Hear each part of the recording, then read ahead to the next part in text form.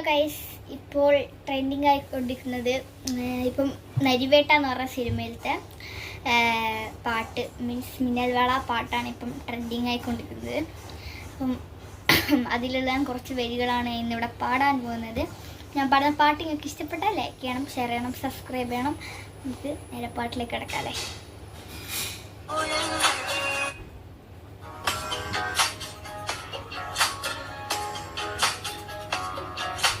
രാവല്ലോ തീരത്തെ